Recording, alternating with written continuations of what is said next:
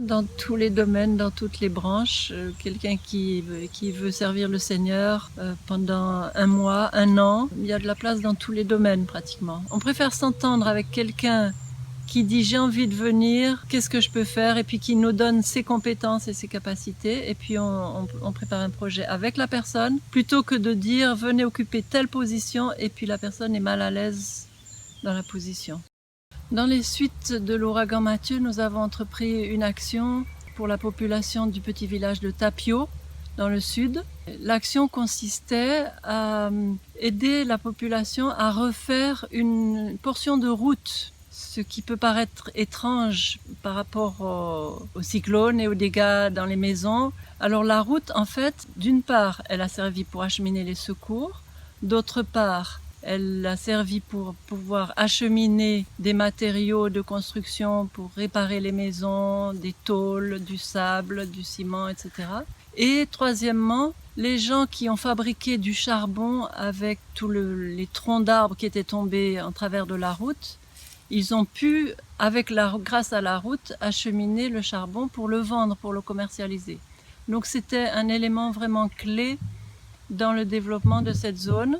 Et ça a été effectué avec des équipes qui ont travaillé à la main, avec des outils manuels. On les a encadrés pour ça, ils ont fait des équipes, etc. Ils recevaient une compensation équivalent nourriture. Et puis, ils ont fait un très bon travail. La route est maintenant meilleure que ce qu'elle a jamais été auparavant. Et la population est très contente. Ensuite, on les a aidés à mettre sur pied une coopérative, une caisse d'épargne et de crédit, encore pour les aider à s'organiser sur le plan économique, organiser les familles. Ils ont pu s'inscrire grâce à ce qu'ils ont gagné dans leur travail de la route. Et maintenant, ils ont organisé leur comité, conseil d'administration, conseil de surveillance, etc. Donc ça, c'est un effort qui a permis aux gens de s'organiser eux-mêmes. Ensuite, les projets de la mission. On a toujours les écoles qui fonctionnent, l'hôpital qui fonctionne, un secteur agricole. Pour l'hôpital, il y a des médecins résidents qui sont là à plein temps, des spécialistes à temps partiel. Le secteur agricole, on a fait de grands progrès puisque maintenant le puits est équipé d'une pompe solaire avec des panneaux solaires. L'eau est envoyée à l'orphelinat d'un côté, à la parcelle d'irrigation de l'autre. Et on a commencé à faire des pépinières et maintenant on espère que ça va continuer. C'est destiné à aider une cinquantaine de familles à subvenir à leurs besoins grâce à l'agriculture, à des plantations maraîchères.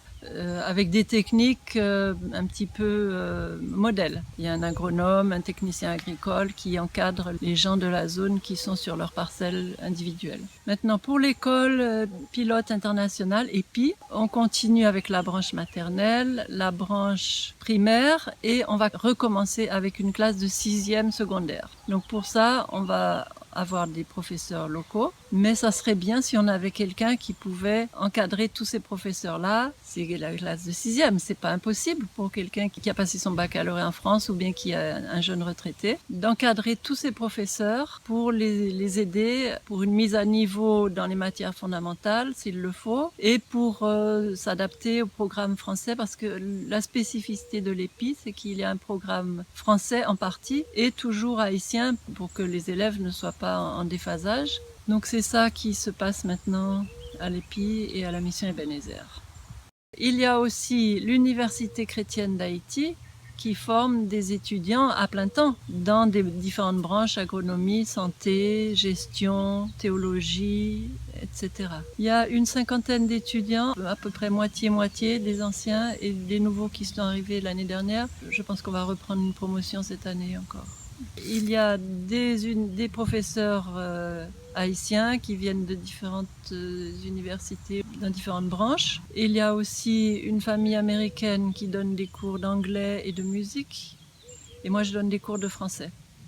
Ensuite, il y a toujours les besoins de parrainage. On a un certain nombre d'enfants de l'école et de l'orphelinat qui sont parrainés. On a toujours besoin de parrains supplémentaires parce que ça assure une stabilité à l'école. Et puis, on a besoin d'aide dans tous les domaines, matériels, financiers. L'association Codez-nous s'occupe de trier, de recycler ou de de gérer les livres qu'elle reçoit pour les transformer éventuellement en d'autres choses ou bien les envoyer tels quels. À travers Codez-nous, on peut envoyer en fait toutes sortes de choses, des vêtements, des livres, des médicaments qui vont servir directement ou indirectement pour Haïti. Déjà, merci pour tous ceux qui ont envoyé de l'aide d'une manière ou d'une autre par un intermédiaire ou un autre. On est très sensible à ça, on est très sensible aussi à vos prières et on a vraiment besoin de prières parce que la situation en Haïti n'est pas facile. C'est un pays, on parle beaucoup d'état de droit, etc. C'est un pays où il y a encore beaucoup d'instabilité et de corruption et on est obligé de faire face à des situations difficiles et délicates qui demandent de la prière. Et le Seigneur est bon, jusqu'ici il a été fidèle envers nous et il va continuer de nous aider. Et merci pour vos prières.